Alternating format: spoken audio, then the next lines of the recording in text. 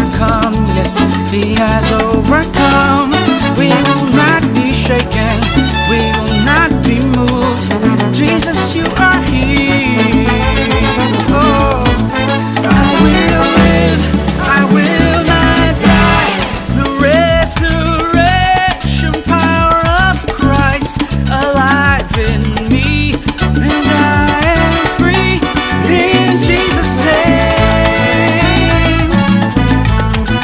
I will live. I will not die. I will declare and lift you high. Christ revealed, and I am healed in Jesus' name. Come on.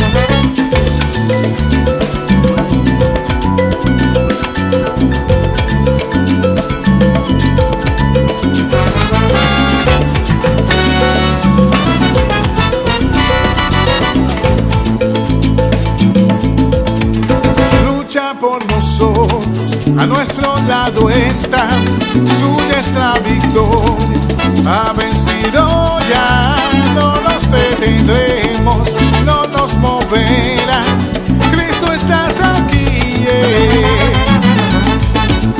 lleva nuestras cargas, nos libra del mal, suya es la victoria, ha vencido ya, no nos detendremos, no nos moverá, Cristo estás aquí, viviré, no moriré, por el poder de su nombre, que vive en mí, soy libre al fin, solo en Jesús, viviré, no moriré, su nombre yo levantaré, declaro hoy que sano soy, solo en Jesús. Uy.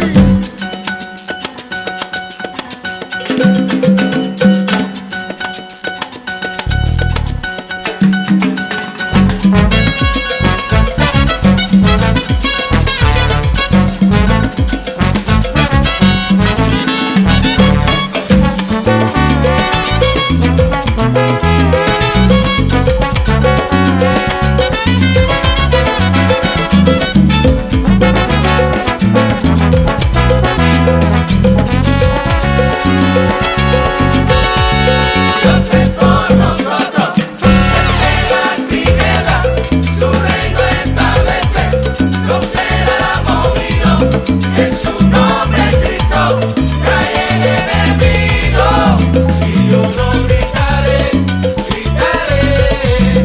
Dios es por nosotros, vence las tinieblas, su reino establece, no será movido, en su nombre Cristo cae el enemigo, y yo no gritaré, gritaré. Dímelo, chino. Dímelo, padre, el que pelea la batalla con cántico.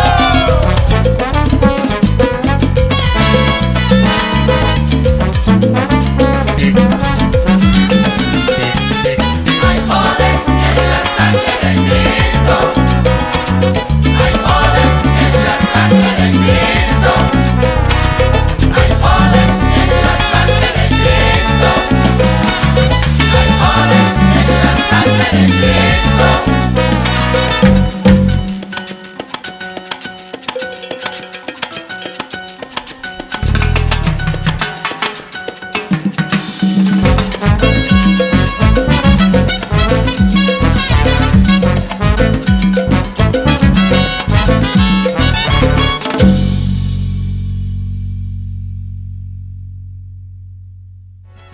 Familia, we hope you enjoyed this video. We had a lot of fun making it. Make sure you hit the like button and also subscribe. Share it with friends and family, and let's spread the love of Jesus. This is Cántico. See you later. Hola familia, somos Cántico. Esperamos que les haya gustado nuestro nuevo video. Por favor, darle like, suscribirse y también compartirlo con sus familiares y amigos. Sigamos compartiendo el amor de Jesús. Nos vemos. no será movido, en su nombre Cristo cae el enemigo. Y yo lo gritaré, gritaré.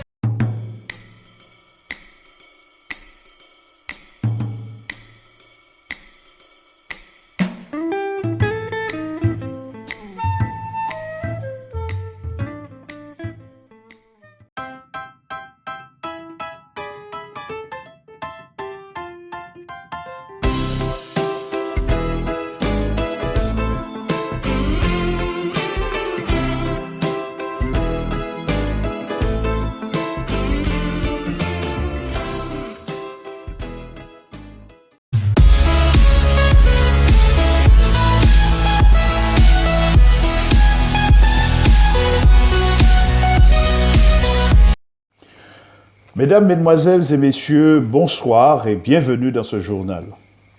En voici un exercice qui se retrouve du jour au lendemain au-devant de la sellette. La communication, un exercice et un moyen utilisé au quotidien, mais qui se complexifie lorsqu'on touche à la liberté individuelle. Les autorités qui ont le monopole de la communication utilisent tous les moyens pour informer la population du danger que représente le coronavirus. Malgré cela, les conséquences sont inévitables. La maladie est à nos portes et à nos frontières. La question de la liberté individuelle risque de se poser de plus en plus, et cela dans tous les domaines. Malgré les meilleures communications et les meilleurs communicants, on peut essuyer un refus face à un projet ou une action visant à sauver des vies. C'est le cas de notre commune de Saint-Georges où une dualité entre la communication et la liberté individuelle a eu pour conséquence dramatique l'augmentation des cas de Covid-19 dans la région de l'Est.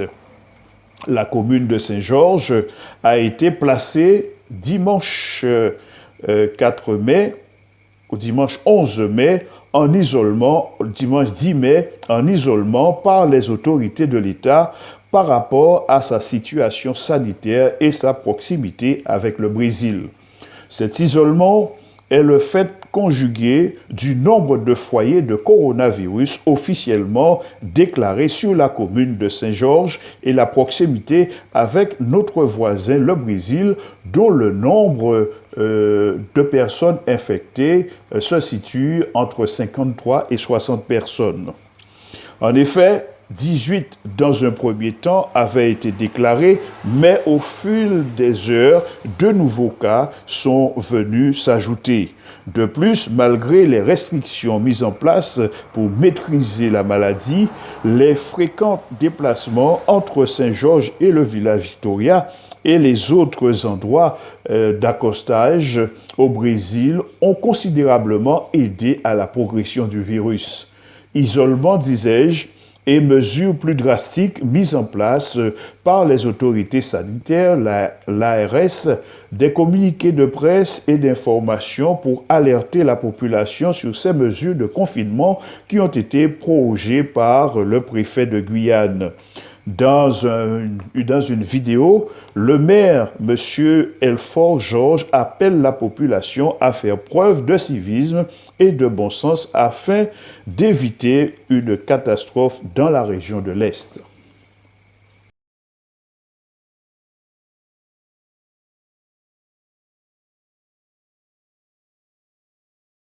Chers Oyapokoises, chers Oyapokois, si je m'adresse à vous, c'est que la situation est grave. Depuis l'annonce du premier cas de Covid-19 dans la commune, le 24 avril, la situation n'a cessé de se dégrader puisque nous atteignons environ 20 cas et le nombre continue de progresser. À cause de cette progression journalière du nombre de personnes touchées, les autorités ont décidé de confiner la commune de Saint-Georges jusqu'à nouvel ordre, afin de casser la chaîne d'infection qui continue sa progression dans la commune. Cette situation n'est pas tenable et doit cesser dans les plus brefs délais si nous voulons que Saint-Georges soit déconfiné. La propagation du Covid-19 est de la responsabilité de chacun. personne ne peut dire qu'il ne savait pas. L'État, la CTG et la commune ont pris leurs responsabilités en mettant en place les mesures nécessaires permettant de faire respecter le confinement. Pour annoncer la fin du confinement, chacun de nous devra faire l'effort nécessaire pour respecter les consignes. Ces informations sont relayées en portugais, appelant les ressortissants brésiliens à surseoir les fêtes et d'une manière générale à la population de Saint-Georges de ne pas organiser de rencontres.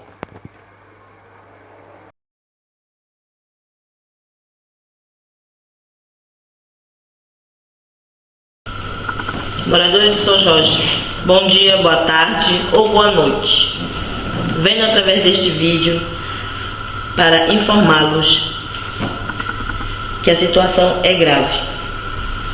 Desde o anúncio do primeiro caso de Covid-19, que foi exatamente no dia 24 de abril, a situação não parou. E hoje estamos em torno de 20 casos aqui no nosso município. As autoridades decidiram continuar o confinamento até nova ordem para quebrar a corrente de infecção que continua a sua progressão no município de São Jorge.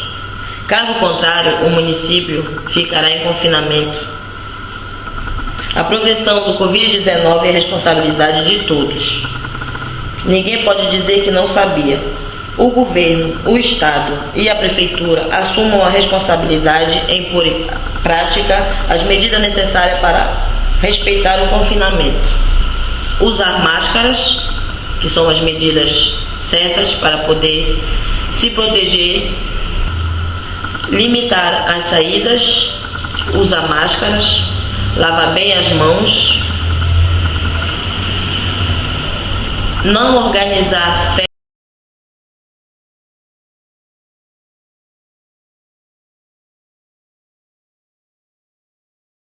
Yapunine naunaikat manawa hauki mbeive sama kabuska inikai coronavirus dano avit Paixembu Saint-Georges 24 avril in sakwa kiu wishui dano inkat venye kadahan ye winin kai chivik nene kahau nene inikai gahau kana vit inikai gahauna kangashima ye mateke avit inikai Neas kupaye kumadu kene vit Paixembu ekis mseke majike avit Paixembu avit pasi vit nekwa inikai mavie adahan dinimbi inikai gihauna avit pasi vit inkai tamoka in pisenwe se wishu Paixembu se Saint-Georges jun kabanchwa inikai Covid-19 kahoni hua se wishu nye uhau kana wiki yuma bahawi nama naunaka yakwa gouvernement CTG akat Paixembu ikis hete ghia ke mikis ikis ike kumaduka ki adahan ye kyata inin kumaduka ki adahan msekuye ye msakwa givina kis nikwe uye majikte miksau kyata inin kumaduka ki inkawi nek udahani wishi.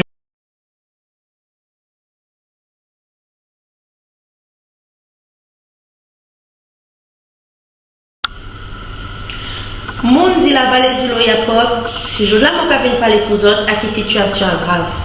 Depuis qu'il a été annoncé le 24 avril, premier cas coronavirus dans nos communes, nous constatons que la situation a continué à progresser.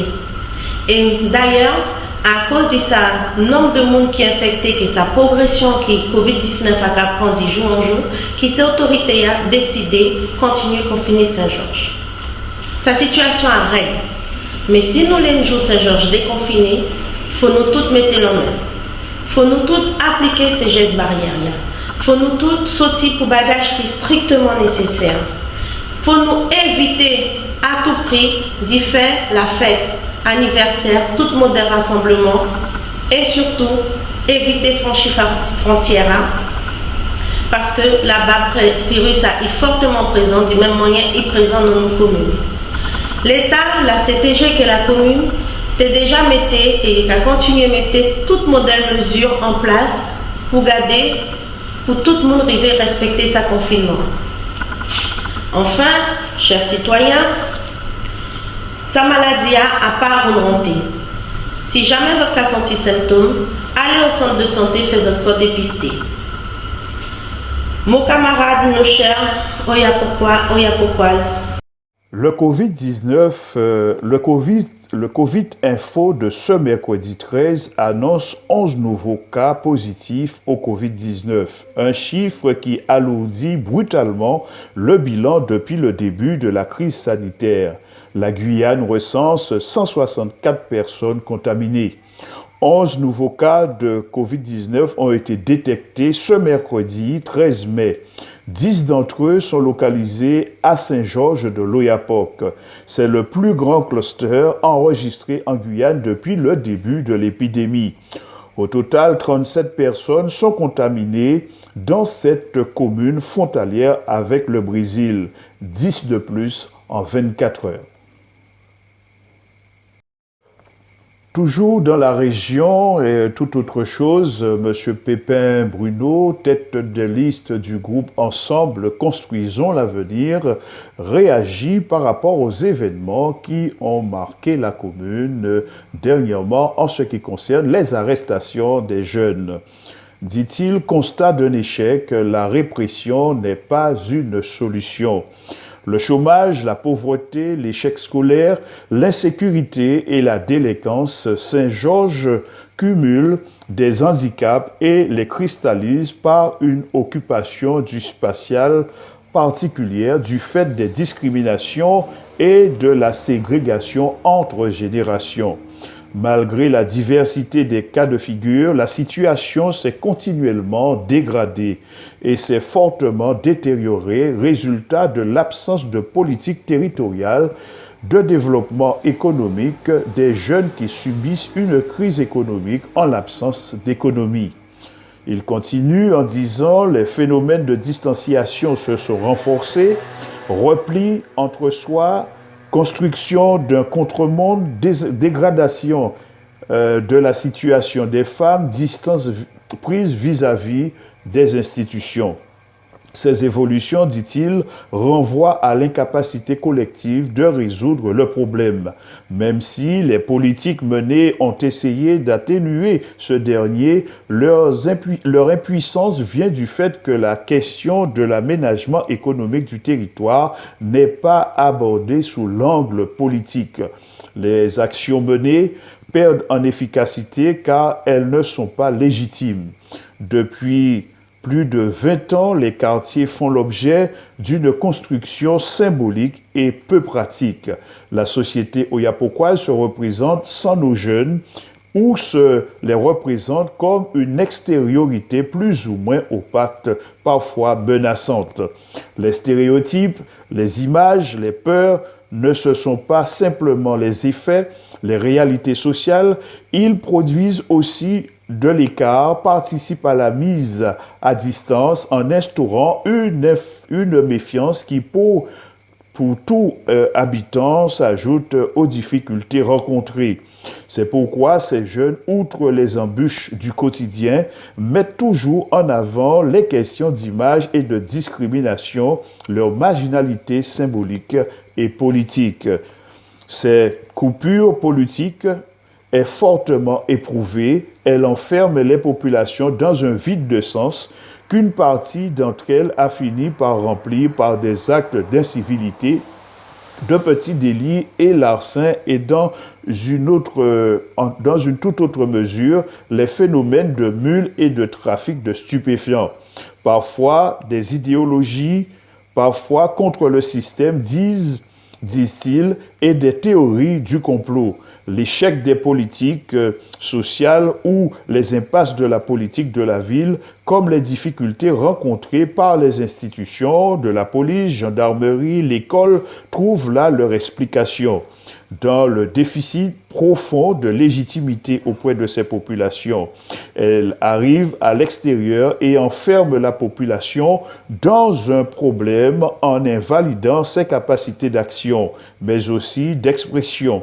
Si l'on comprend que l'origine du malaise vient du sentiment de ces jeunes de ne pas être des citoyens, de ne pas appartenir à la société oyapokoise, alors l'intégration politique doit devenir la priorité car elle est bien la condition indispensable à l'efficacité de l'intervention publique. Monsieur Pépin continue en disant « Mais force est de constater que l'échec vient de la gouvernance, car impossibilité pour la collectivité d'inventer cette reconnaissance de nos jeunes en tant qu'individus dotés d'intelligence, de savoir-faire et de savoir-être. Ce déficit d'intégration économique de nos jeunes a pour corollaire la répression et le dénigrement. Aucune politique d'accompagnement pour les permettre d'être les citoyens de demain en toute autonomie, car ils sont aussi pères ou de famille ou mères isolées sans qu'elles aient à dépendre obligatoirement du minima sociaux. Enfin, dit-il, en finalité, la société se doit de trouver les voies et moyens pour permettre l'épanouissement de nos jeunes par le travail. Fin de citation du communiqué de M. Bruno Pépin du groupe Ensemble Construisons l'avenir.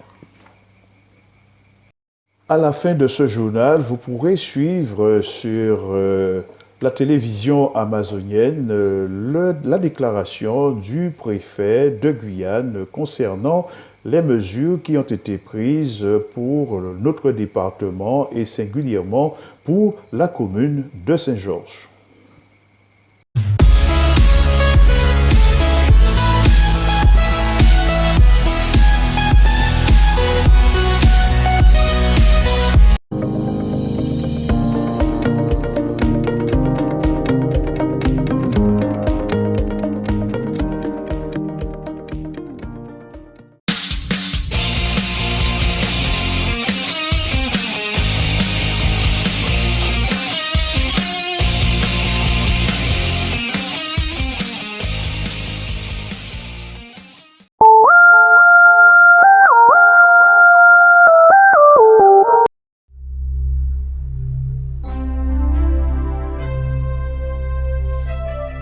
Il est encore temps maintenant de revenir à moi, déclare le Seigneur.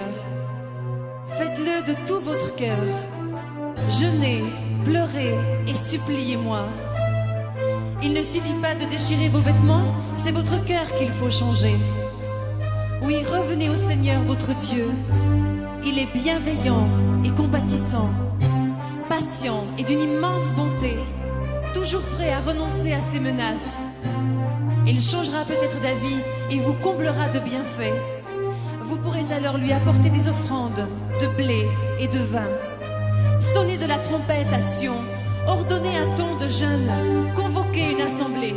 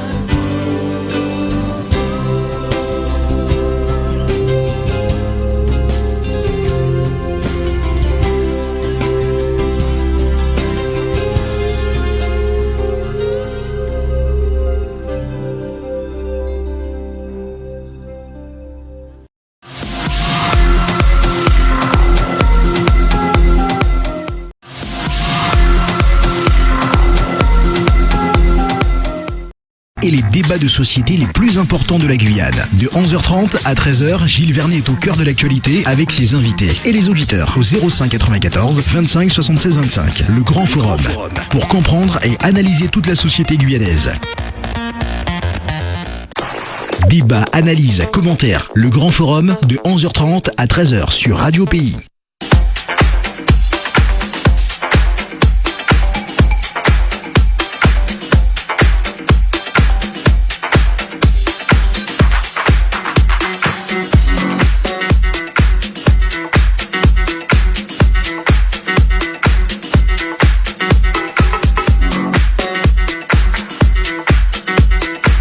Bonjour à tous, bienvenue sur Radio Pays, bienvenue dans le Grand Forum avec notre invité aujourd'hui, nous vous l'avions annoncé, c'est le préfet de Guyane, Marc Delgrande, qui est notre invité aujourd'hui. Monsieur le préfet, bonjour. Bonjour. Vous êtes à gauche et à droite là depuis quelques temps et encore plus aujourd'hui par rapport à ce plan de déconfinement. Hein, vous nous l'aviez présenté, vous l'avez présenté aux médias hier. Hier, nous étions en Facebook Live à la préfecture.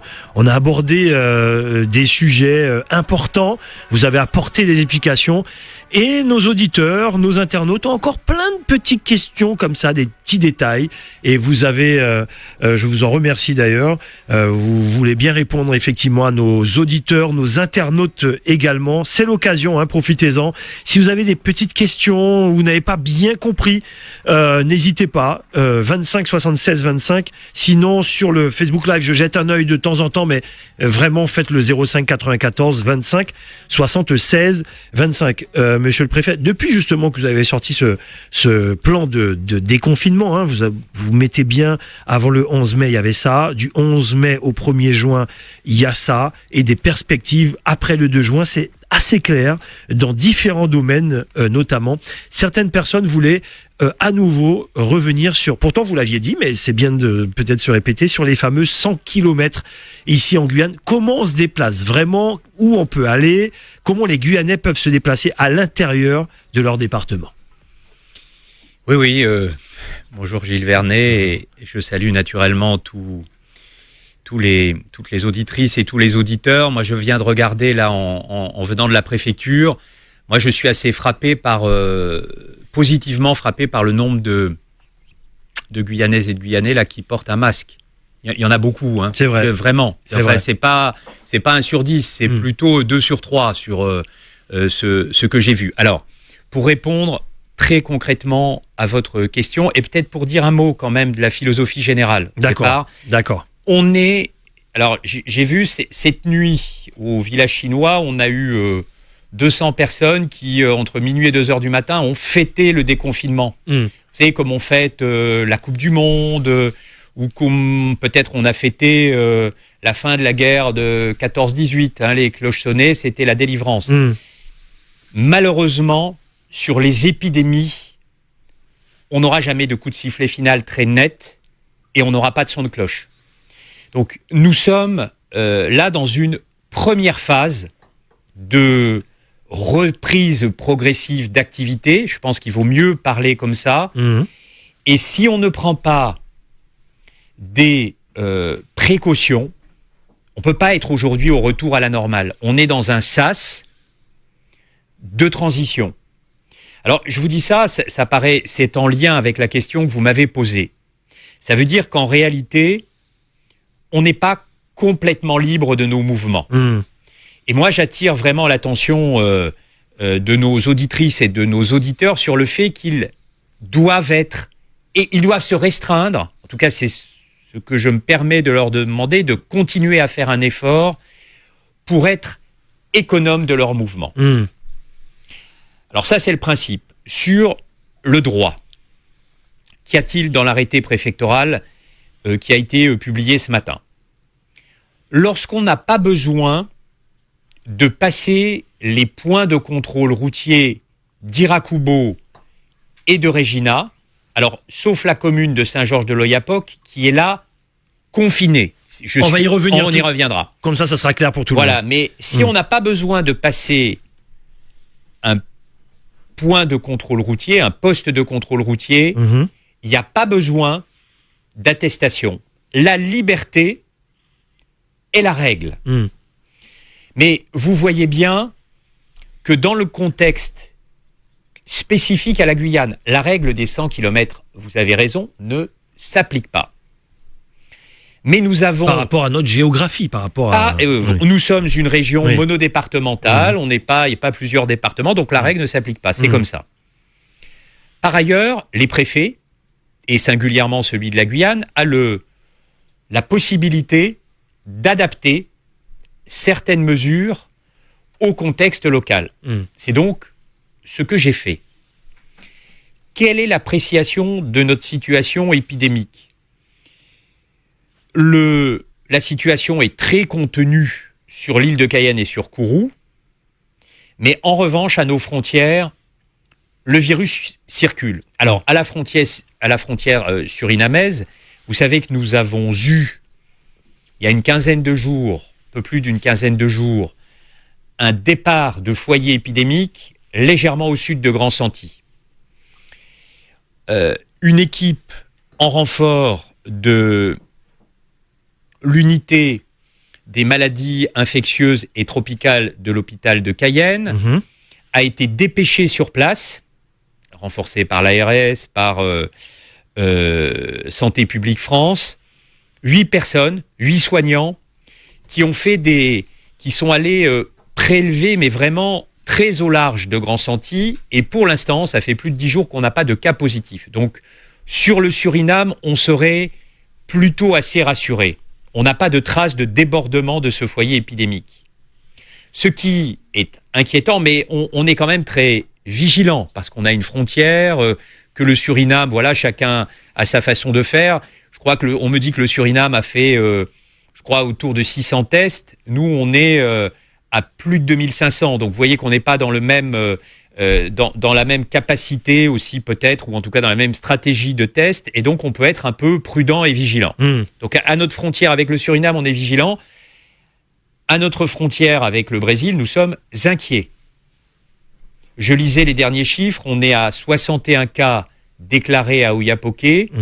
Chez nous, on est à un tiers de ça, mais on a beaucoup de cas, on commence à avoir des cas diffus.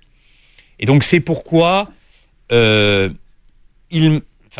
si on ne prenait pas cette mesure, je pense qu'on ne prenait pas les bonnes précautions. Donc, on a décidé de garder confiné Saint-Georges de l'Oyapock. Alors, je vous laisse le soin. Vous avez bien compris, chers auditeurs, de bien développer pour bien expliquer. Lorsque vous dites que vous êtes inquiet du côté d'Oyapock, c'est parce que aussi vous êtes inquiet parce que on ne sait pas si tout est bien compté, si les tests sont du côté d'Oyapock. On est inquiet aussi pour ça ? Non, enfin, vous savez, on a évidemment que on est toujours faible sur nos intervalles. Donc une frontière était forcément un point de faiblesse. Même si, avec les autorités sanitaires surinamaises et avec les autorités sanitaires brésiliennes, il y a des habitudes de travail qui sont renforcées, mais malgré tout, on n'est pas aussi fluide naturellement que si on était sur le territoire français. Donc Saint-Georges reste confiné, frontière fermée. Expliquez-nous ça. Alors, la frontière, elle était déjà fermée. Oui, bien sûr. Elle reste fermée. Je vous rappelle sur nos deux frontières, les forces armées en Guyane, dans le cadre de l'opération Résilience, sont en renfort. On les en remercie d'ailleurs. Elles ont participé de façon importante à la stratégie de confinement. Et elles continuent naturellement à agir sur nos frontières. Donc, elles ont des missions de souveraineté et de soutien à la PAF, à la police aux frontières, à Saint-Laurent-du-Maroni, et puis un peu plus dans la profondeur du territoire à Taluène sur le Maroni, et puis il y a d'autres missions naturellement, et puis à Saint-Georges de l'Oyapock. À Saint-Georges de l'Oyapock, il n'y a pas de traversée de Français, ou en tout cas de personnes ayant le droit de revenir en France, parce qu'elles ont un titre de séjour, sans un contrôle médical. C'est-à-dire qu'on applique à Saint-Georges de l'Oyapock ce qu'on applique à l'aéroport Félix Éboué. D'accord. Voilà.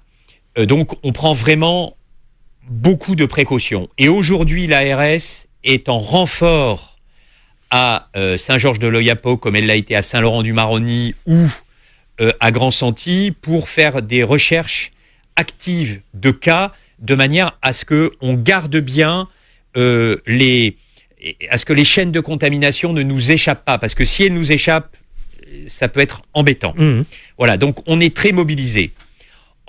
Si on n'a pas, pour revenir à votre question initiale, après cette longue digression, pardonnez-moi. Non mais c'est important, c'était important.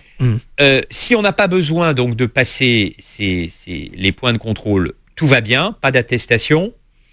Si je me mets à la place, alors des Oyapokois, Oyapokoises, et puis de ceux qui habitent du côté de la frontière sur Inamez, à Ouala, Mana, Saint-Laurent-du-Maroni, à Patou, je me borne aux communes routières.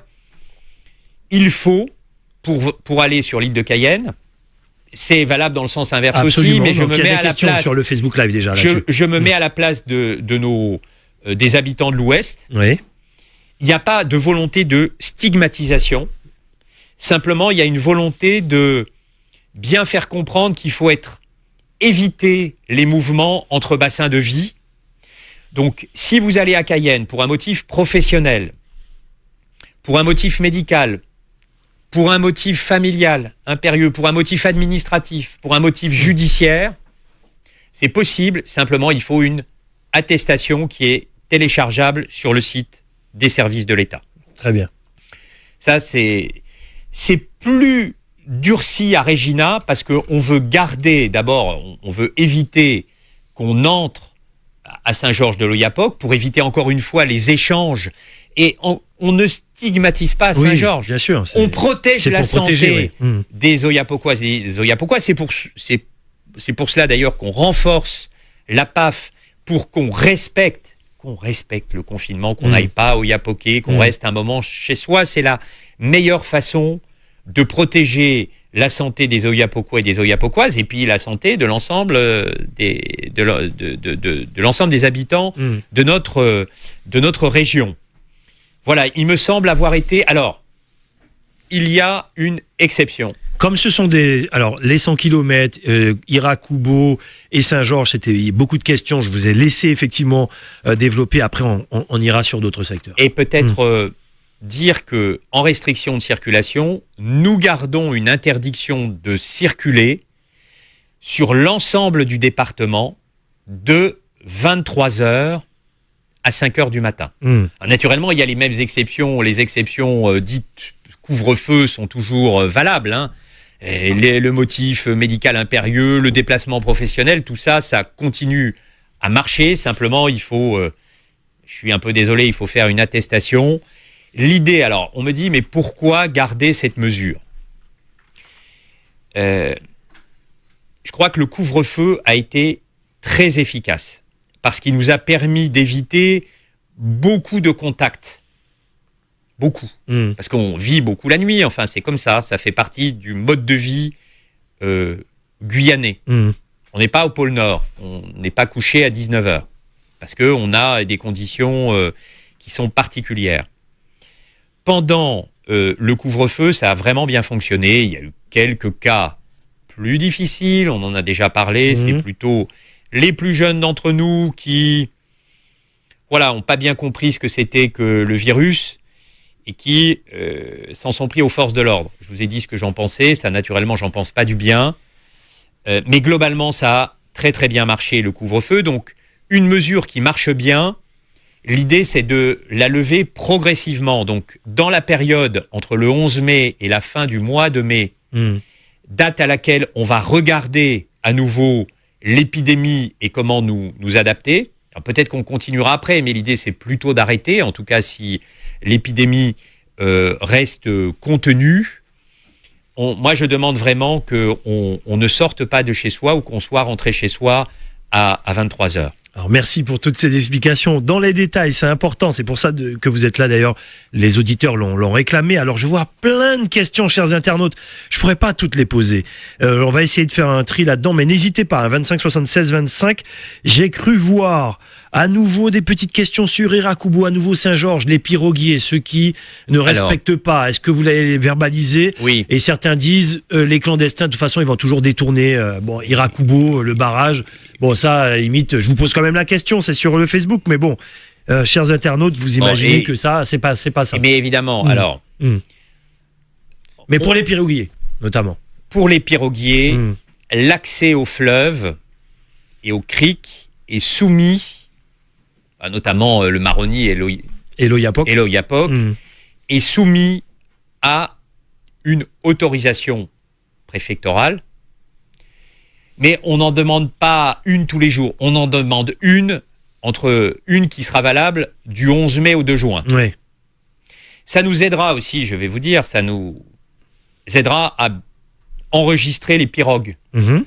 Parce que ça, vous voyez, on ne peut pas se plaindre qu'on ne maîtrise pas si on ne se donne pas les moyens de maîtriser. Donc ça, c'est un moyen de maîtriser. Et peut-être de remettre les choses dans l'axe. Alors, on peut refaire le débat sur les points de contrôle, mais je pense qu'il vaut mieux un point de contrôle que pas de point de contrôle. Nous allons, alors on le fait tout le temps, mais on renforce dans cette période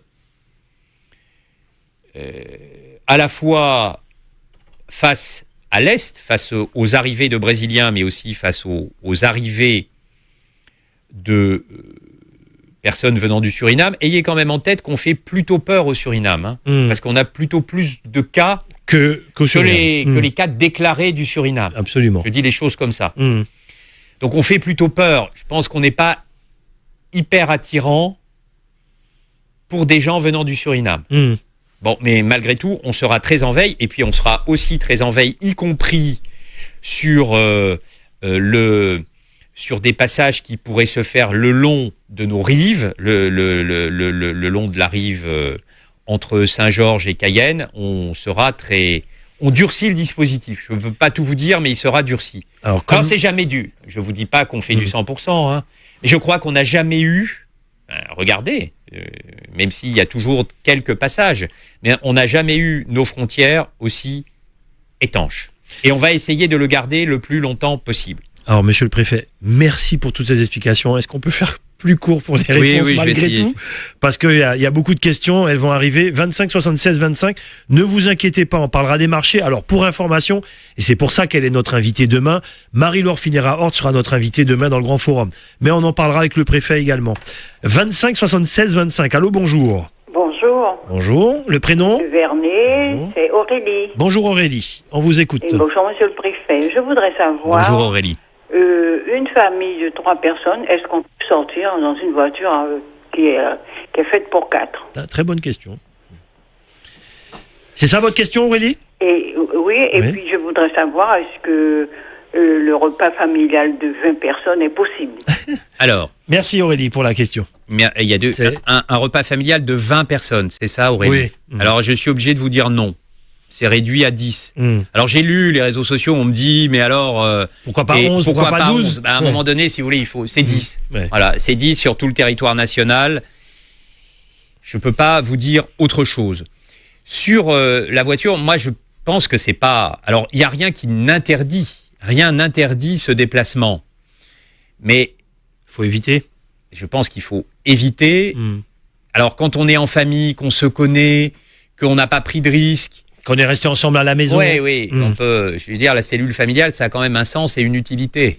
Alors, ça n'a pas qu'une utilité épidémiologique, mais ça a aussi, dans la période actuelle, au-delà de tas d'autres vertus de la cellule familiale, quand elle est bien gérée, parce que ça peut être aussi l'enfer, on le sait, c'est plutôt bien. Moi, je pense, Aurélie, si vous n'avez pas d'autres solutions, c'est possible de le faire, mais mettez un masque. Je pense que c'est mieux en prenant toutes les précautions. Alors les masques, c'est pareil, il faut faire très attention, les laver régulièrement. Pas les enfants, c'est compliqué. Vous savez que on déconseille le port du masque pour les enfants avant 11 ans. Oui. Voilà, donc il faut regarder un peu les choses. Naturellement, si les enfants évitent de se chamailler, c'est mieux. Mais je sais ce que c'est que d'avoir une famille de 3 enfants avec des petits-enfants. C'est plus facile à dire, plus facile à dire pour le préfet devant un micro qu'à exécuter dans une voiture. Ne vous inquiétez pas, on parlera aussi des voyages de l'aéroport. On essaie même d'avoir le directeur d'Air France dans la semaine. Donc vous voyez, cette semaine c'est pour vous, chers auditeurs. 25 76 25. Allô, bonjour. Allô. Allô. Oui, bonjour. Le prénom et la question. Alors, moi c'est Sylvian. Sylvian, on vous écoute. Oui, ça y est, oui. Oui, allez-y. Alors, bonjour Monsieur le Préfet. Bonjour Sylvian. Bonjour Sylvian. Alors, la question, moi j'habite Irakubo. C'est concernant le barrage, parce que bon, je dois par exemple aller surtout pour retrouver à mes parents. Est-ce que je dois me munir d'une attestation? Je ne sais pas. Alors, et la deuxième question, c'est que le barrage d'Irakubo est tous les jours contourné. Alors comment on va faire pour contrôler les gens qui contournent le barrage? Voilà la deuxième question. Merci Sylvian. Oui, alors je réponds tout de suite à la deuxième question. Oui, c'est un vrai sujet. C'est pour ça d'ailleurs que on a tenté hors période Covid. Pendant le Covid, c'est plus compliqué à organiser, mais hors période Covid, à faire des contrôles qui ne sont pas en permanence sur le pont d'Irakubo, mais de les faire un peu après dans des endroits qui sont moins contournables. On est toujours, de toute façon, un dispositif mobile, un dispositif fixe. Vous savez, l'adversaire finit toujours par s'adapter. Hein, donc, ça dépend. Il faut les gendarmes mobiles qui sont sur place, c'est à eux, et ils le font plutôt bien. C'est à eux vraiment à adapter le dispositif comme ils le sentent, pour éviter d'être contournés. Mais vous savez, on prend des pirogues le long des rives, on bouge aussi.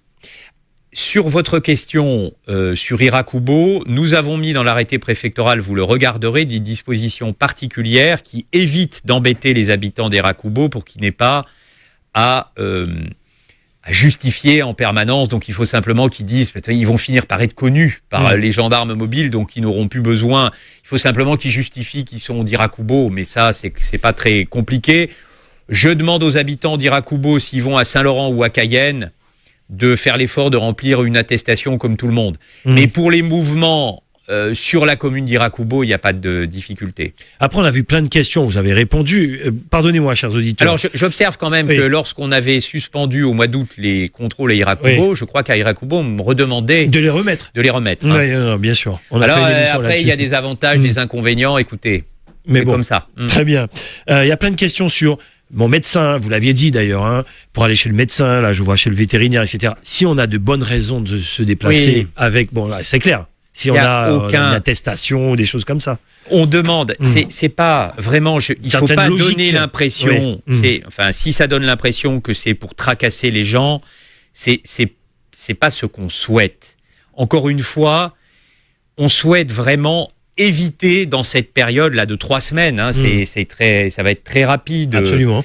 Si on ne prend pas les précautions dans la période actuelle, qui est très complexe, très sensible, avec le virus qui circule à nos frontières, on prend le risque de refaire circuler le virus et peut-être d'être obligé de reconfiner dans quelques semaines. Moi, l'idée, c'est vraiment de l'éviter. Donc, on le dit à chaque fois, le confinement ne dépend pas ni du préfet ni des forces de l'ordre. Évidemment, la peur du gendarme ou la peur du policier, ça joue. Mais c'est surtout notre discipline qui nous aidera à éviter que le virus ne circule. Les gestes barrières, et en plus le masque. Allez, monsieur le préfet, on va les enchaîner là, ils sont en attente. Beaucoup d'auditeurs, 25 76 25, on essaye de faire le tour quand même des questions que vous posez le plus souvent. On va parler des plages, ne vous inquiétez pas, des voyages, de l'aéroport, etc. Question-réponse. Le prénom et la question. Allô, bonjour. Allô, bonjour. Oui, bonjour, vous êtes en direct. Le prénom et la question, allez-y. Ah oui, le prénom, c'est Firmin. Allez-y, Firmin. Bonjour, monsieur le préfet. Bonjour, Firmin. Ouais. Et ma question, c'est au sujet des chasseurs. Au sujet de Au sujet des chasseurs. Ah, des chasseurs. Allez-y. Ouais. Les gens qui vont chercher à manger, en quelque sorte. Hein. Est-ce que les contrôles sont limités au nombre de chasseurs ou pas? C'est une question, en réalité, quand on va... le fait d'aller à l'abattis ou d'aller chasser, c'était déjà possible en période de confinement. Donc moi je ne l'ai pas. Oui, c'est possible de chasser puisque les forêts sont réouvertes, les criques sont réouvertes, les carbets sont réouverts.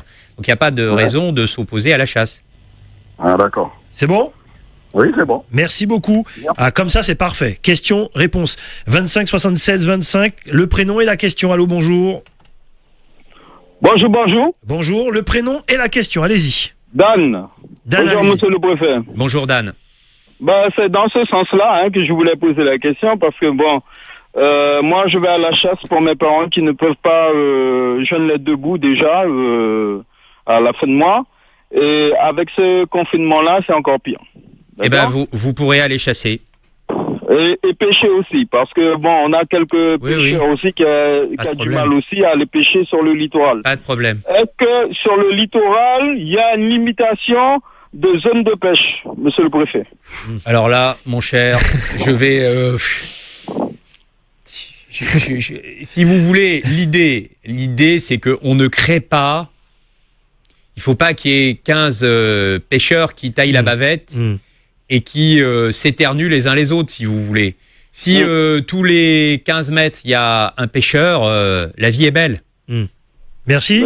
Ça va, Dan? Oui, ça va. Moi, lorsque je me déplace, je ne vais pas en bikini, monsieur le préfet. Votre vie privée ne nous regarde pas, mon cher Dan. Non, mais justement, je me déplace pour des choses essentielles. Essentielles, on a bien compris le message. Non, très bien, mais écoutez, merci, pas de... Dan. Merci, Dan, on a bien compris le message. 25 76 25, c'est pour certains pour nourrir leur famille. Allô, bonjour. Allô? Oui, allô. Oui, le prénom et la question, allez-y. Oui, bonjour, moi c'est Maxime, et voilà, en fait, j'appelle pour la question par rapport au couvre-feu, en fait. Voilà, c'est une question. Oui, 23h, 5h du matin, allez-y. 23h, 5h du matin, on attendait tous ce déconfinement avec impatience, et en fait, je voulais savoir pourquoi ce couvre-feu perdure, même avec des horaires changés, et surtout, quel est l'impact sanitaire qu'il va y avoir pour ce couvre-feu. J'arrive pas à en saisir la teneur. Voilà. Très bien pour la question. Alors, j'ai pas saisi le prénom de l'auditeur. Ben mince. Bon, non, c'est pas grave. Allons-y. J'ai déjà répondu. Enfin, je peux répéter. Non, alors la question là, c'est il ne voit pas pour quel impact sanitaire ce 23h 5h du matin. Oui, non, mais j'ai le couvre-feu, je pense, a eu le virus ne circule pas de lui-même. Il circule si on a des contacts.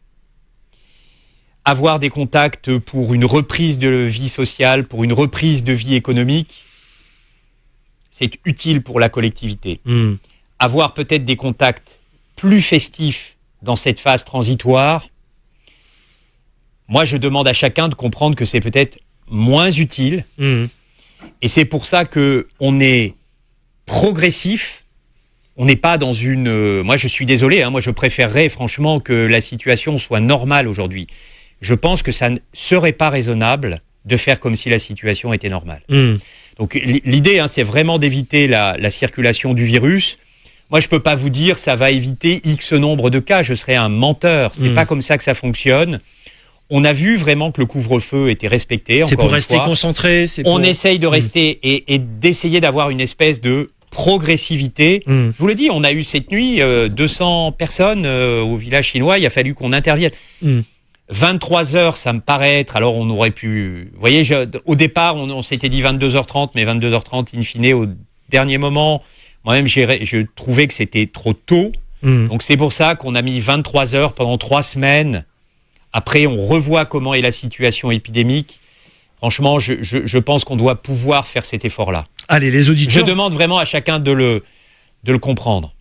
Je vois Lilise qui interdit les déplacements entre familles de communes éloignées de plus de 100 km pour éviter la propagation du virus, mais autoriser l'ouverture des écoles avec des élèves venant de partout. Est-ce logique? Les écoles sont fermées, Lilise, pour information. Sauf si vous voulez rajouter quelque chose, monsieur le préfet, là-dessus.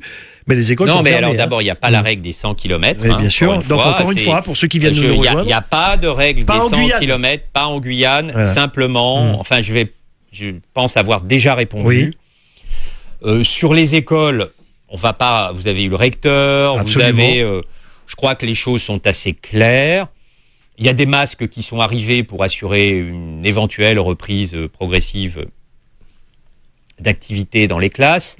Il faut être raisonnable. Et de toute façon, la ligne est bien la suivante. On ne demande pas à ce que toutes les classes reprennent, mais que lorsque les classes reprendront, eh bien, tout ça se fasse dans de bonnes conditions. Voilà, et dans des conditions qui peuvent être adaptées à chaque...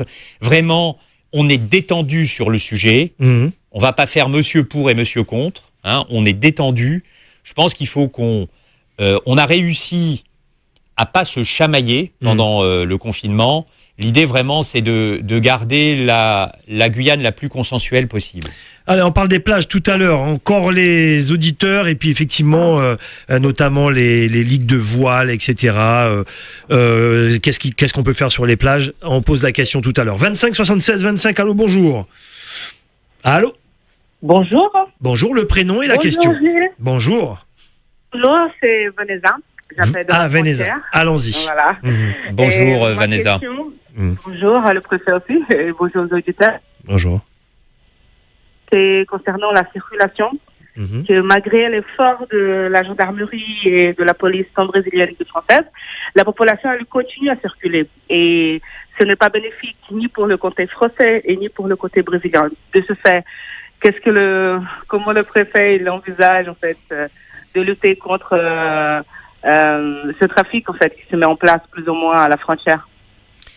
Alors, merci Vanessa. Vanessa, le préfet, il n'envisage pas bien, il n'aime pas tous ces mouvements transfrontaliers. Je pense, déjà, les mouvements transfrontaliers se sont vraiment beaucoup ralentis. Alors, il en reste toujours.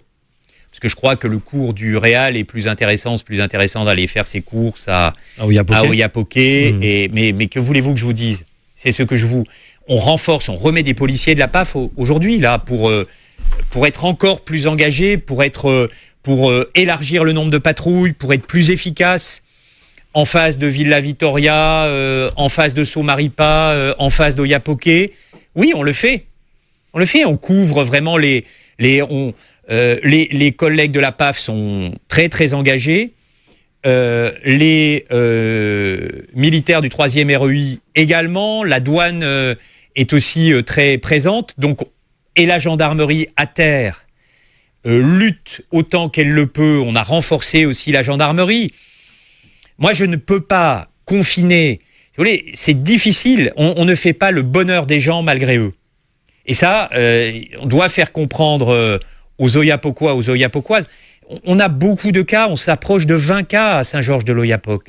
Peut se le dire. Hein, c'est pas stigmatiser, c'est dire la vérité.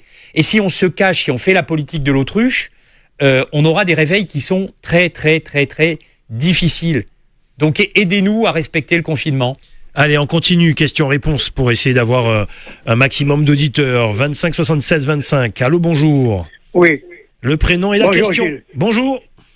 Oui, bonjour, monsieur le préfet.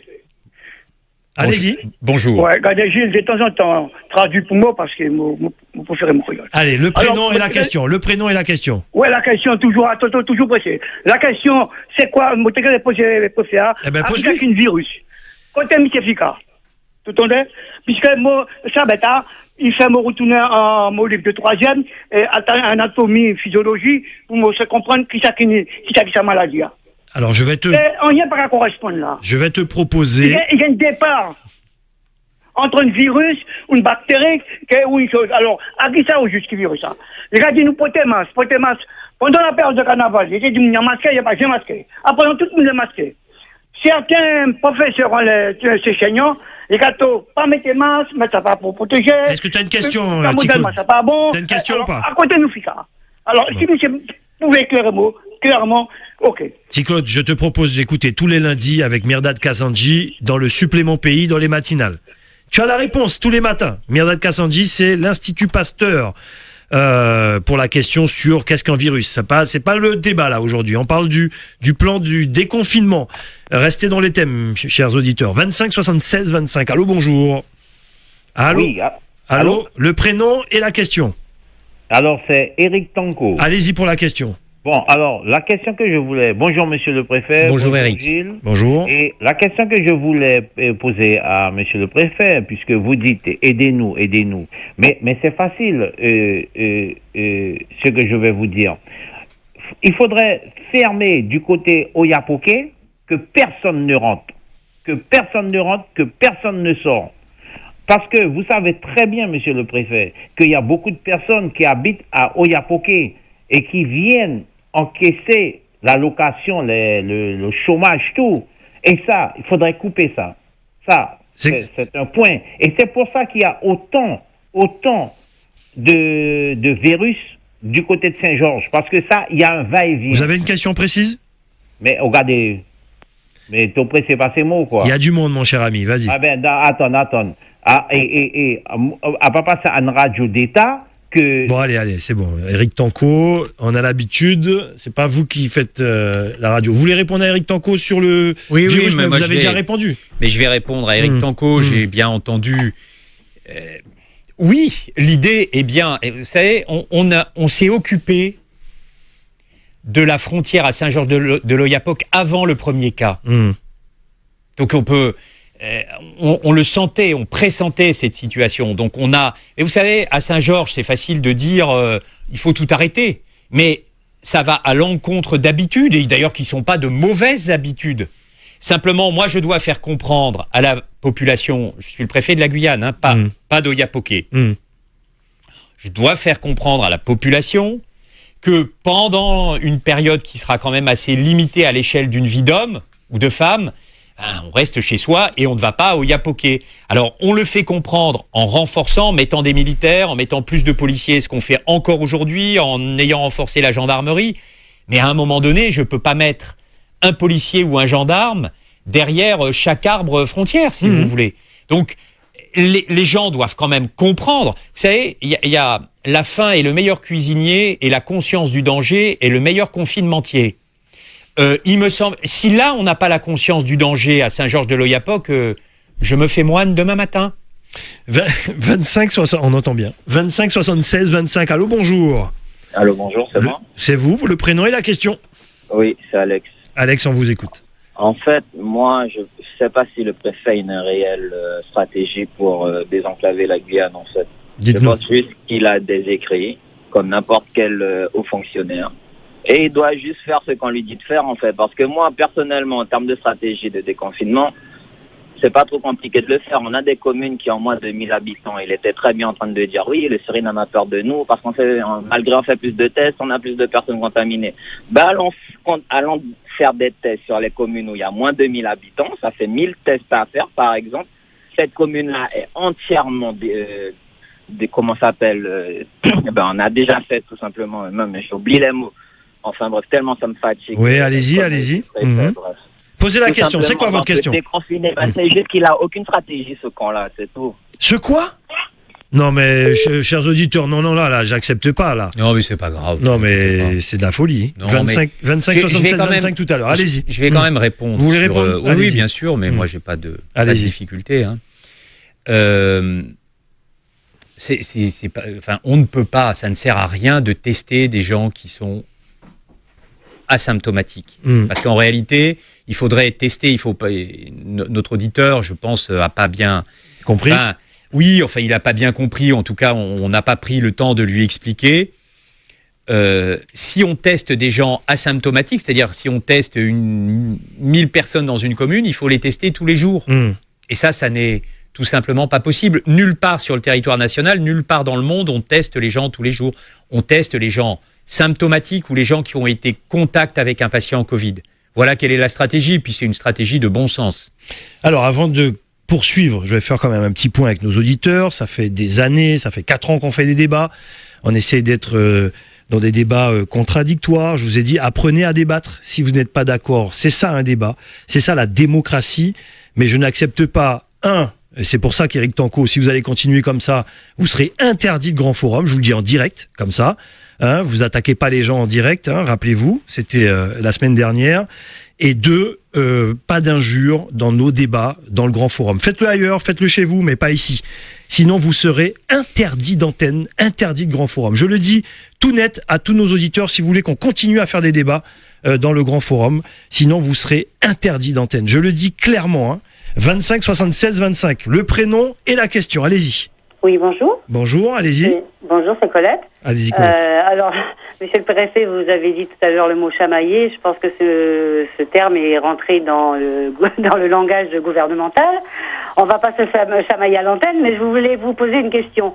Nous étions qu'en phase 2 en Guyane pour l'instant. Nous ne sommes pas passés en phase 3 comme en métropole. Donc, nous sommes en déconfinement. Est-ce qu'on risque de passer dans un confinement prochain du fait qu'on risque d'avoir quand même des Covid-19 qui vont se balader un petit peu partout? Merci Colette. Bonjour Colette. Oui, bon, c'était un clin d'œil chamaillé, vous avez bien compris. Quand on me dit que j'ai pas de stratégie, bah si, justement, la stratégie c'est d'éviter le reconfinement et c'est d'être progressif dans le déconfinement. On peut pas, si d'un seul coup on se remet à vivre comme avant, c'est vrai en Île-de-France, mais c'est vrai aussi en Guyane. On est en stade 2, hein, on est d'accord, on n'a pas changé. L'idée, c'est qu'on ne passe jamais en stade 3. C'est aussi pour ça qu'on vient que l'ARS envoie une équipe renforcée aujourd'hui pour faire des tests, une recherche active de cas à Saint-Georges-de-l'Oyapock pour qu'on garde la maîtrise des chaînes de contamination et qu'on puisse proposer. Au final, il y a on était les premiers à avoir, quasiment en tout cas les premiers outre-mer, à avoir un centre dédié aux patients Covid. C'est-à-dire tous ceux qui étaient positifs, eh bien, pendant un long moment, on a réussi à les envoyer à Sinnamary. Et moi, j'ai pas le droit de les forcer d'aller à Sinnamary. D'ailleurs, sa propre santé, on ne met pas en prison les gens pour qu'ils soient en bonne santé. Lorsqu'on est patient Covid, vraiment, moi, j'insiste sur le fait que c'est très important d'aller à Sinnamary. On est dans un endroit, on a une chambre à soi, on ne change pas. Il y a une surveillance médicale, une surveillance par une association de protection civile. Puis voilà, on attend 14 jours. Si les médecins décident de vous envoyer à Sinnamary, c'est qu'ils considèrent qu'il n'y a pas de danger, qu'a priori, sauf cas exceptionnel, eh bien, il n'y a pas de complications et donc on reste là 2 semaines et puis l'affaire est réglée. Alors, 2 minutes, chers auditeurs. Justement, allons-y sur ces questions que les gens se posent encore. Les plages, tout à l'heure, ne vous inquiétez pas, les ligues, on verra tout à l'heure, notamment les ligues de voile tout à l'heure. L'aéroport, les Guyanais qui veulent rentrer, comment ça se passe quand ils rentrent? Qu'est-ce qu'ils doivent faire? Alors, le texte... Enfin, les Guyanais, les gens qui veulent rentrer en Guyane, on a bien compris, bien sûr. Pour être très précis, la loi qui porte le prolongation de l'état d'urgence sanitaire va être promulguée dans les prochaines heures. Et dans la loi, tout sera très bien fixé avec un décret qui va suivre. Pour résumer, au moins dans une période transitoire, les choses ne vont pas changer. C'est-à-dire, il faudra un motif professionnel impérieux. C'est quoi c'est retourner à son travail si on a son travail en Guyane, ou avoir une mission qu'on ne peut pas reporter en Guyane, ou participer à la gestion de la crise. Il faut avoir un motif familial impérieux, donc soit avoir un domicile en Guyane, soit avoir un ascendant ou un descendant, son père ou son fils, sa mère ou sa fille, en Guyane, soit venir en Guyane pour assister à des obsèques. Je rappelle que les obsèques, dans la période actuelle, ils sont toujours limités à 20. Et puis, il y a aussi le motif médical pour soit venir en Guyane, soit en repartir, et c'est valable dans les deux sens. Donc en réalité, il y a vraiment les enfants, les étudiants qui sont dans l'Hexagone, ils peuvent rentrer. Quand ils arrivent, c'est pareil, ce sera reprécisé dans la loi et dans le décret qui vont paraître dans les prochaines heures, mais pour l'instant, a priori, ça devrait rester comme ça. Accueil médicalisé entretien donc avec un médecin. Si on est symptomatique ou si on est cas contact avec un patient Covid, on est prélevé à l'aéroport. Et si on est prélevé à l'aéroport, on reste à l'hôtel proche de l'aéroport pour attendre le résultat du test le lendemain. D'accord. Si c'est positif, on propose Sinamari. Si c'est négatif, on se confine. À la maison. On va faire une quatorzaine à la maison. On est contrôlé par téléphone par la préfecture et par les forces de l'ordre qui viennent quelquefois sur place de façon régulière et aléatoire. Autrement, c'est la préfecture qui appelle. 25 76 25. Allez, on retourne au téléphone. Je rappelle pas un cas importé depuis par l'aéroport depuis le 1er avril. C'est important de le dire. Oui, je pense. 25 76 25. Allô, bonjour. Allô. Bonjour Gilles. Merci de votre patience. Merci de votre patience. Le prénom et la question. Allez-y, Raphaël. Oui, donc en fait, déjà Gilles, je tiens à te remercier d'avoir remis les pendules en place pour les auditeurs. Parce que je n'admets pas aussi qu'on insulte les gens gratuitement comme ça. Et pour revenir j'ai deux questions pour monsieur le préfet. Donc la première, c'est pourquoi justement, par rapport aux tests, pourquoi ça n'aurait pas été plus judicieux de faire les tests dès le départ, même si, comme il disait, que on peut être porteur asymptomatique, mais au moins pour déjà avoir justement pour avoir l'attention au niveau de la population, parce qu'il y a beaucoup justement de personnes qui se demandaient pourquoi il n'y a pas eu de test. Et de deux, ma deuxième question, c'est au niveau justement des magasins et des structures qui accueillent justement le public, quel que soit, je dis bien quel que soit le public. Est-ce que les masques doivent être obligatoires à partir d'aujourd'hui, oui ou non? S'il vous plaît. Merci. Merci Raphaël. Alors pour répondre bonjour Raphaël, sur la dernière question, les masques sont obligatoires dans les transports en commun lorsqu'ils reprendront. Pour le reste, chacun juge. Alors, je crois que l'auditeur je crois que c'est Eric Tanco, qui me disait, bah oui, mais ça, ou monsieur qui parlait en créole, c'est Eric Tanco. Oui. J'ai cru comprendre qu'il disait, bah oui, pourquoi ça a changé la doctrine? Oui, ça a changé. Bah oui, parce que les experts ont changé d'avis. Et donc, il n'y a que les imbéciles qui changent pas d'avis. On change d'avis. Moi, je suis pas. Avant le Covid, je suis pas un spécialiste en épidémie, je le suis toujours pas, mais avec un peu de bon sens, on voit quand même comment les choses s'articulent. Si d'aventure on est asymptomatique, c'est-à-dire qu'on est patient sans symptômes, le fait de mettre un masque, ça évite de propager le virus. Et puis si on est face à une personne Covid, on se protège en mettant soi-même un masque. Donc je pense que le masque, c'est pareil, il ne faut pas faire ni monsieur pour, ni monsieur contre.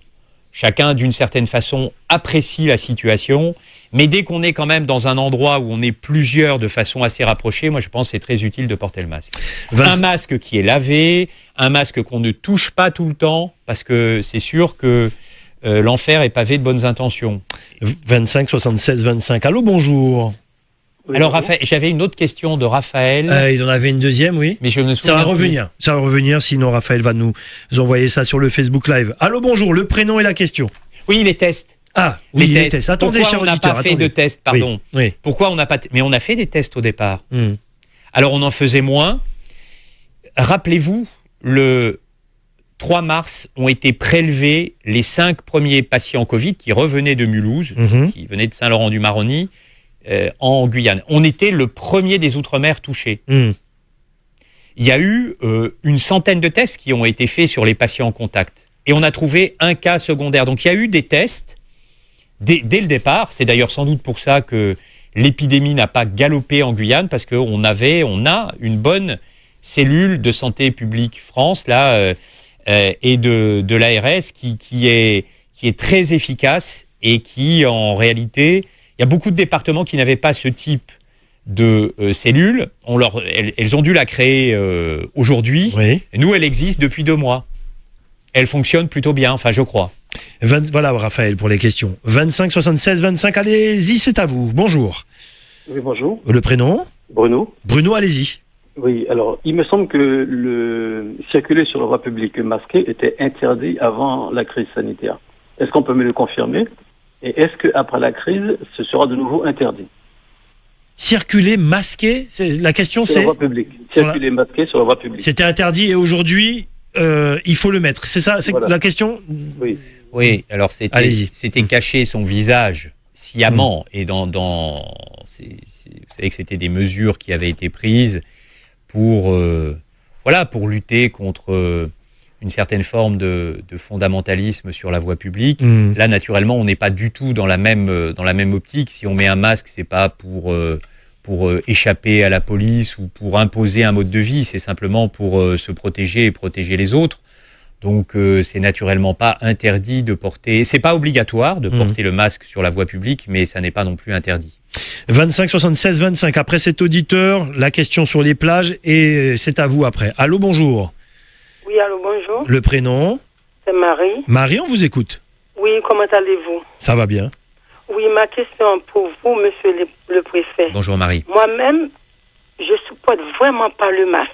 Parce que pour passer l'élastique dans mes oreilles, ça me gratte tout le temps. Ah. Mais si par exemple, j'ai porté mon foulard qui fait 3 mètres, en dehors du masque, est-ce que je peux utiliser mon foulard? Et ma deuxième question, quand je vais dans certains établissements publics, parfois je vois des gens à des lunettes de soleil, des casquettes, des autres choses sous la tête. Parfois, on nous demande d'enlever tout. Maintenant, avec le port du masque, est-ce que, par exemple, on prend un exemple tout court, aller à la poste, est-ce qu'on va pas nous demander d'enlever le masque pour qu'on puisse voir notre visage, après vous le poser, en plus, vous dites qu'on ne peut pas le toucher. Merci beaucoup. Donne-moi une réponse précise. Est-ce que, en dehors du port du masque, est-ce que je ne peux pas porter mon foulard? Bon, alors... Merci Marie pour la question. Oui, Marie, je vais essayer d'être... D'abord, vous n'êtes pas obligé, il y a des masques où il n'y a pas d'élastique et qui sont plus pratiques. Il faut faire des nœuds, enfin il y a plusieurs sortes de masques. Peut-être qu'il faut changer de sorte et que vous serez plus à l'aise. Plus à l'aise, c'est peut-être la bonne solution. Je ne suis pas un spécialiste en masque. Vous attendiez à ce qu'on vous pose une telle question sur les élastiques? Non, mais vous savez, moi, il m'arrive de porter des masques assez... Parce que oui, il y a différents masques, oui. Je porte un masque quand ça me paraît nécessaire. Aujourd'hui, on est tout seul, enfin, pas utile de porter un masque, mais il m'arrive d'en porter régulièrement et assez longtemps. C'est vrai que c'est pas marrant. Hein. Bon, voilà, donc il faut se forcer à ça. Et la question de Marie, est-ce que le châle, moi, je suis pas un spécialiste de ça. Je pense que c'est quand même pas. C'est pas très recommandé d'utiliser un châle. Hein. Mirdad Kazanji ne nous l'a pas recommandé non plus. Non. Je rappelle, c'est le directeur de l'Institut Pasteur. Alors, il passe tous les lundis. Écoutez le lundi matin. Écoutez, je pense que si à la poste, alors que vous avez un masque, on vous demande pendant 10 secondes d'enlever pour vérifier que c'est bien vous. Bon, voilà, on se met un peu en retrait, on évite qu'il y ait du monde.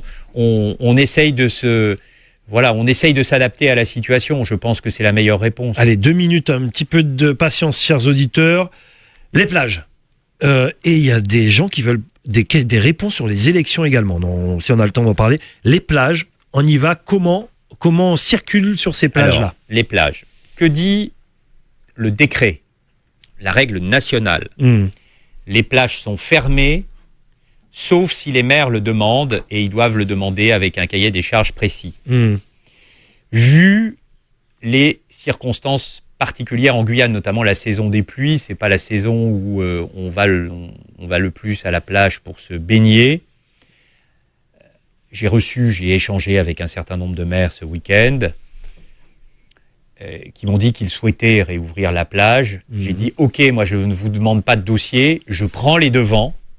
Donc je suis allé, j'ai fait en réalité plus que je ne l'aurais dû. Donc j'ai appliqué à la Guyane, à la saison, au fait que voilà, les plages, on ne se marche pas dessus sur les plages, enfin je crois pas en tout cas. Donc l'idée c'est que c'est ouvert pour la promenade et la course à pied. C'est fermé pour le reste des activités. Pourquoi c'est fermé? Donc club de voile, etc. Pour l'instant, oui. Et après, il faut qu'on regarde sur la base d'un dossier. Vous savez, il faut. Et puis cette phase transitoire, elle dure 3 semaines. Il ne faut pas non plus surévaluer l'enjeu. Mais je suis prêt à regarder. Sauf que ce week-end, j'ai eu beaucoup de choses à faire et je n'ai pas pu m'occuper des clubs de voile. Pardonnez-moi, je veux appeler surtout les élus, ce qui me paraît la moindre des choses et assez naturel, puisque les élus ont été choisis par les Guyanaises et les Guyanais. Et que voilà, je les appelle pour consulter, pour qu'ils me donnent leur avis et ensemble, après, on bâtit la meilleure des stratégies. Parce que contrairement aux apparences, il y a bien une stratégie. On posera la question. Donc vraiment, pardon Gilles, l'idée c'est d'éviter des points de fixation. Donc on peut courir, passer, mais il ne faut pas s'arrêter sur la plage. Pas de groupe. Pas de groupe, donc évidemment si on met sa serviette pour aller se baigner, on va en avoir plusieurs, et ça c'est pas très très bon pour la circulation de l'épidémie. Ce qui n'est pas le cas pour les criques, où là pour les criques, on peut faire du sport individuel d'eau. Parce qu'il y a plusieurs dégrades, on peut se mettre à l'eau de façon sans doute plus aérée, et donc d'où la différence.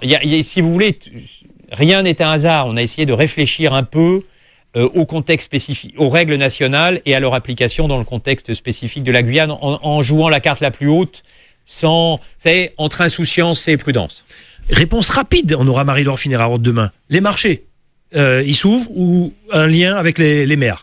Alors, les marchés, la règle est très simple. Oui. Les marchés, contrairement dans la période de confinement, le marché était interdit, ça c'était le principe, et le maire pouvait demander au préfet d'ouvrir le marché. Il n'y a pas eu de demande et je crois qu'on avait trouvé une façon de s'organiser. Dans la période qui s'est ouverte ce matin, les marchés sont ouverts, enfin le maire peut l'ouvrir. Oui, le maire peut l'ouvrir. Possibilité. Voilà. Et le préfet peut interdire s'il considère que c'est dangereux pour la santé. Moi, ce que je conseille, c'est pas de réouvrir les marchés comme ils étaient avant. C'est soit il y a moyen localement de s'organiser pour vraiment être très aéré, respecter les gestes barrières et voilà, ne pas prendre de risques à la fois entre le client et celui qui est le vendeur. Soit le système actuel qui a quand même été bien fichu, a été vu avec les maires et donne... Alors c'est moins agréable que le marché d'avant, ça je suis bien d'accord. Mais de toute façon, le marché d'avant... C'est fini pour l'instant.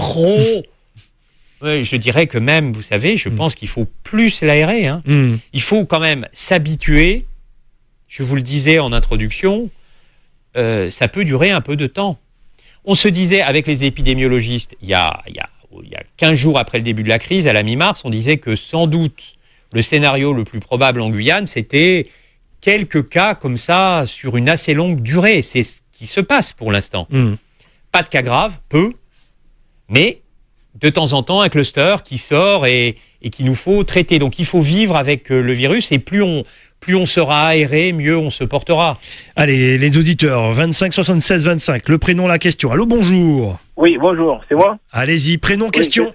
Oui, c'est Jean-Pierre. Jean-Pierre, on vous écoute. Bonjour Gilles, bonjour Monsieur le Préfet. Bonjour Jean-Pierre. J'ai une question qui a son pesant d'or, parce que moi quand j'interviens, je critique pas mal, mais j'ai des questions pertinentes. Allez-y. Pourquoi il n'y a pas une interdiction totale à toute personne étrangère à la décharge de maringouin? Parce que vous savez, dans les entreprises, il y a des poubelles Covid, et ces poubelles-là se retrouvent à la décharge, et je peux vous dire même, Monsieur le Préfet, il y a même des enfants qui sont là, vu qu'il n'y a pas d'école, ils sont dans la décharge. Et je ne sais pas s'ils peuvent trouver le Covid là, mais pour cette période-là, il fallait que cette décharge soit interdite à toute personne étrangère à ce site-là. Très bien. Je ne sais pas si c'est une bonne question. Très bien. Écoutez, vous avez une question? La décharge est interdite. Merci Jean-Pierre. Je pense, Jean-Pierre, que la décharge est déjà interdite. On n'a pas le droit de se trouver dans une décharge. Maintenant, il faut la faire respecter, donc je note. il me semble que c'est une bonne remarque. Absolument. Merci Jean-Pierre. 25 76 25. Allô, bonjour. Oui, bonjour. Bonjour, allez-y, votre prénom? Marie-Christine. Marie-Christine, on vous écoute. Bonjour Monsieur le Préfet. Bonjour Marie-Christine. Je vous suis presque dans tous les réseaux parce que vraiment c'est vrai que c'est important de savoir comment faire. Moi j'ai une question aussi, peut-être qu'elle n'est pas importante, mais moi ce qui m'inquiète, c'est que j'ai constaté, en tout cas suite à l'intervention de la directrice générale de l'ARS vendredi, on expliquait que le déconfinement, effectivement les magasins vont réouvrir, et elle expliquait qu'elle ne serait pas inquiète de rentrer dans un magasin où celui-ci met en place lavement des mains avec du gel hydroalcoolique avant de rentrer dans l'établissement. Et en métropole, effectivement, on se rend compte que si le client il a essayé un vêtement, il ne le récupère pas, le vêtement sera désinfecté après avec de la vapeur. J'ai constaté ici, comme on peut nommer les magasins à Radio Pays, Carrefour de Matoury met en place effectivement... On vous a dit qu'on pouvait nommer les magasins, qui vous a dit ça? Mais comme je vois que... Allez-y. C'est du name and shame, c'est pas... Non, mais allez-y. Non. Si je peux pas, je ne vais pas le faire. Mais ne t'inquiète pas, je ne vais pas nommer le Il n'y a pas d'inquiétude, non, mais il vaut mieux éviter, mais allons-y. Ne t'inquiète pas. Oui, en tout cas, ceux qui font des efforts, il faut quand même le dire. Voilà. Carrefour Matoury met en place... pour tous les clients qui viennent, de quoi pour désinfecter le chariot et nos mains. Ah d'accord, très bien, c'est positif. Mais oui, mais bien sûr. Mais si c'est positif, on peut nommer, oui. Et puis moi, je vais te dire, je ne suis pas quelqu'un qui prend le temps de dénigrer quelqu'un d'autre pour rien. Et comme je dis, chacun de nous, nous avons nos qualités et nos défauts. Très bien. Alors qu'on apprenne à se respecter. Moi, mon inquiétude, c'est que j'ai constaté, parce que pendant le confinement, on pourra dire ce qu'on veut, il y a des leaders qui ont beaucoup gagné de l'argent pendant ce confinement et d'autres qui en ont beaucoup perdu. Il y a des magasins, des gros magasins, où on va acheter de la marchandise. Ils ne nous donnent pas de quoi pour désinfecter nos mains avant de rentrer dans les magasins. Et j'ai bien entendu ce que l'ARS disait vendredi. Elle a dit que c'est important que tout client qui rentre dans un magasin, quelque chose ou bien un endroit quelconque, qu'on désinfecte nos mains puisque le virus ne s'attrape pas par la peau, mais bien sûr par les yeux, le nez et la bouche, qu'il faut systématiquement désinfecter les mains. Moi, je pense, monsieur le préfet, excusez-moi, que vos brigades ou bien envoyez, en tout cas dans tous nos magasins, puisqu'il y en a qui le font, il y en a d'autres, mais bon, je ne vais pas nommer de noms, qui le font, mais il y en a plein qui ne le font pas. Et je suis On le laisse répondre ? Voilà, merci beaucoup. À bientôt, merci. À bientôt. Oui, merci, l'idée c'est que tout le monde le fasse. Alors, en tout cas, on a vu tous les magasins importants qui nous ont présenté leurs plans et c'était dans tous les plans. Donc après, on regardera, bien sûr. Vous avez raison, le plus important en réalité, ce sont les gestes barrières. C'est sans doute de se laver les mains. Bon, après, si on arrive à supporter le masque, c'est encore mieux, notamment dans les magasins où on peut être peut-être un peu plus serré. Mais encore une fois, on va devoir vivre avec le virus et c'est des mesures qu'il faudra banaliser. Alors peut-être ça nous surprend, on n'est pas sûr qu'aujourd'hui on peut avoir un peu peur parce que c'est le début, mais je pense qu'il faudra que vraiment, collectivement, on vive avec tout ça. 25-67. On peut faire des erreurs d'ailleurs. Personne n'est parfait. L'idée c'est de rectifier. Mais au fur et à mesure, avec... en écoutant les différents interlocuteurs à ce micro, je pense qu'il y a moyen de s'améliorer collectivement. 25-76-25, allô, bonjour. Allô ? Oui, bonjour. Oui, bonjour, c'est Katia de Saint-Laurent. Bonjour Katia. Bonjour monsieur le préfet. Bonjour Katia. Alors j'aurais une question concernant les déplacements cet été, donc juillet-août, parce qu'on a pas mal d'infos contradictoires. Alors je voulais savoir dans le cadre d'un déplacement professionnel ou un déménagement, est-ce qu'il faudrait donner un justificatif ou il faudrait un motif impérieux pour pouvoir se déplacer à cette période ? Voilà, c'est ma question. Merci Katia, de Saint-Laurent. Alors, Katia, c'est simple. Déjà dans la période actuelle, le déménagement est possible. Enfin, dans la période de confinement. Donc actuellement, le déménagement est possible. Après, quelle sera la fréquence des vols au mois de juillet, au mois d'août, ça, personne ne le sait. Mais en tout cas, si vous pouvez monter dans l'avion et si vous trouvez un déménageur qui vous déménage, il n'y a aucun problème, vous pourrez déménager. Allez, désolé pour les auditeurs, je suis obligé de bloquer le standard, je regarde l'heure. Question importante, qu'en est-il des élections ? On a entendu le Premier ministre. Qu'en est-il des élections, notamment ici en Guyane, avec tous ces maires qui ont été nommés mais qui sont pas maires en ce moment. C'est un peu le flou. Comment ça se gère, notamment avec toutes ces mairies où le conseil municipal n'est pas encore mis en place ? Comment on fait ? On fait avec. Oui. C'était pas prévu. Oui. Vous savez, on s'est retrouvés. Donc ils attendent. Vous pouvez regarder. Bon, voilà, on a fait le premier tour a été organisé parce que voilà, on était en début d'épidémie. On savait voilà, un certain nombre d'experts avaient dit que c'était possible. Le deuxième tour s'est pas fait, donc c'est vrai que ça crée des situations qui sont pas toujours simples à gérer, ni pour les maires sortants qui ne seront plus maires dans quelques temps, mais qui doivent gérer. Ni pour ni pour le maire entrant, ni pour le préfet qui en réalité a deux maires, à gérer. Il faut gérer. Donc on fait avec tous, et je pense que ça se fait en Guyane plutôt avec beaucoup de responsabilités. On saura, parce que c'est dans la loi, on saura le 23 mai comment tout ça s'organise. Très bien. Comment la suite s'organise. Très bien, monsieur le préfet. Avant de vous laisser la parole un petit peu, notamment pour les auditeurs et les internautes, je répète, c'est bien de se répéter, salle de sport, cinéma, restaurant fermés, à suivre à la fin du mois pour voir comment les choses évoluent. Exactement, c'est ça. Alors moi, j'ai une pensée pour tous les établissements qui sont fermés, mais sans doute pour les restaurateurs qui se disent mais peut-être qu'on pourrait reprendre. L'interdiction est vraiment assez stricte.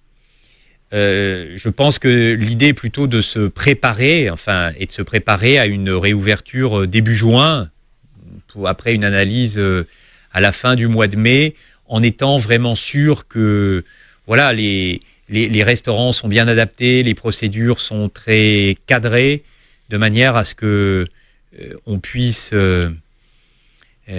reprendre dans de bonnes conditions. L'État, regardez, je crois qu'on bat un record d'Europe en matière d'indemnisation du chômage partiel. On a en France plus de 11 millions de chômeurs partiels, alors que dans les autres pays d'Europe, on est plutôt autour de 3 à 4 millions. Donc je dis ça parce que on a un effacement des dettes sociales qui est important quand même pour les restaurateurs, il me semble. Il y a le dispositif de chômage. Alors, ça ne remplace jamais l'ouverture d'un restaurant. Je sais que certains restaurants se sont adaptés en faisant du click and collect, des livraisons à emporter. Donc ça, c'est plutôt bien. Après, c'est pas de la restauration, c'est un autre métier, c'est une évidence. C'est vraiment qu'un pis-aller, il n'y a pas de doute là-dessus. Allez, désolé, chers internautes. De toute façon, on ne peut pas avoir toutes vos questions, et c'est vrai que c'est difficile d'avoir le standard, tellement vous êtes nombreux à appeler. Question de Christophe. Est-ce que le préfet a le pouvoir d'instaurer un nouveau confinement si le virus venait à circuler? Voilà, question de Christophe. Qu'en pensez-vous?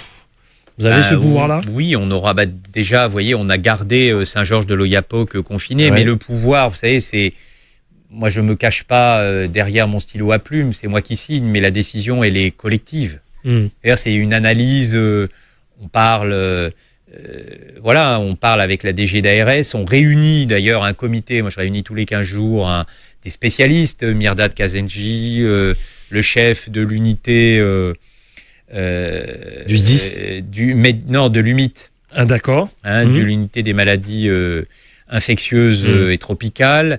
Le professeur Naché, j'espère ne pas les compromettre en les citant, mais je ne crois pas. Le chef de la cellule épidémiologique de Santé publique France, naturellement la DG de l'ARS, et on réfléchit, on regarde.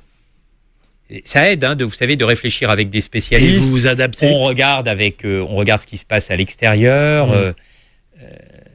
C'est la décision de reprise. Alors même si on est vert, la Guyane est verte, il n'y a pas de doute là-dessus, mais on est dans une situation vraiment qui est très très spécifique. Donc les plus hautes autorités gouvernementales, la ministre des Outre-mer regarde la Guyane avec ses spécificités.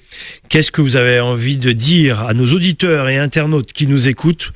En 45 secondes, quel message vous voulez faire passer ce matin sur Radio Pays? Moi, je dirais que pour l'instant, en Guyane, on s'en est bien tiré. Je crois que c'était difficile de faire mieux. On est la seule région actuellement à avoir 0 cas en réa. On n'a jamais eu plus de 2 cas simultanés en réanimation. Et la mortalité entre 2020 et 2019 a baissé la dernière fois que j'ai vu le tableau, de 38%. Donc on a épargné des vies, sur la route.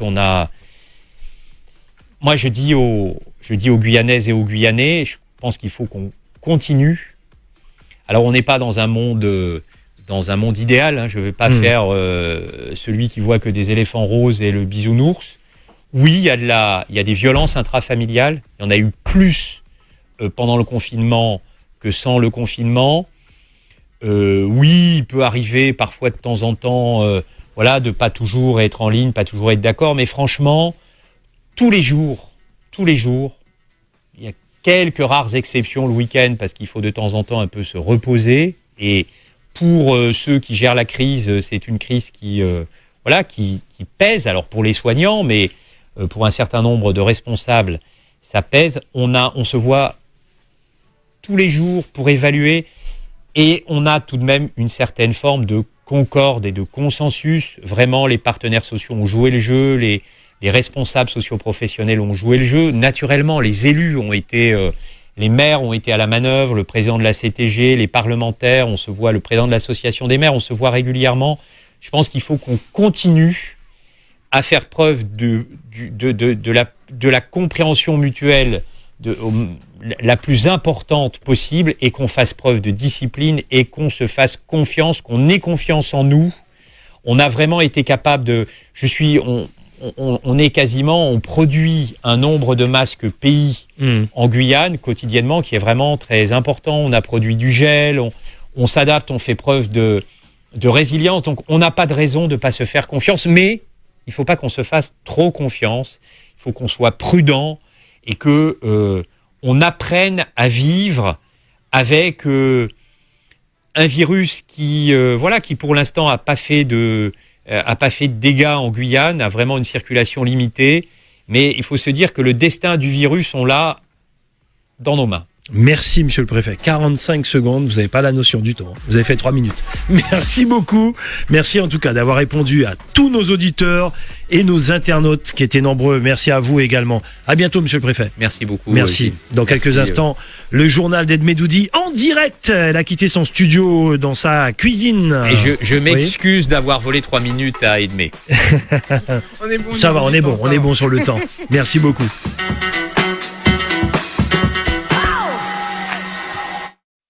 Radio Pays, 101.3 à Kourou, partageons l'essentiel. Vous avez besoin d'un avis médical? Vous pouvez consulter un médecin de garde 7 jours sur 7, de 7h à 19h, grâce à l'application medavis.com/gf. La consultation se fait en vidéo depuis votre smartphone. Pour accéder à ce service, créez votre compte sur le site medavis.com/gf, code d'activation 973. Attention, n'oubliez pas le GF. Vous recevrez alors un mot de passe par SMS et vous pourrez télécharger l'application Medaviz, MEDAVIZ. Si vous n'avez pas de smartphone, appelez le 09 73 03 02 63 pour une consultation par téléphone. Pour en savoir plus, rendez-vous sur le site internet de l'ARS Guyane. Le temps est venu pour la Guyane de se relancer, de se relever pour continuer à avancer, pour que demain nous puissions être sereins et préserver tout ce que la planète nous a prêté. C'est pourquoi, chez Énergie Guyane, nos conseillers en énergie renouvelable se déplacent gratuitement, dans le respect des normes sanitaires, afin de vous proposer de valoriser le soleil à travers nos offres chauffe-eau qui démarrent au prix de 0 €. Oui, 0 €. Livré, posé, installé. Renseignements au 06 94 22 06 38. Yana Game. Just for fun. Just for play. Envie de partager.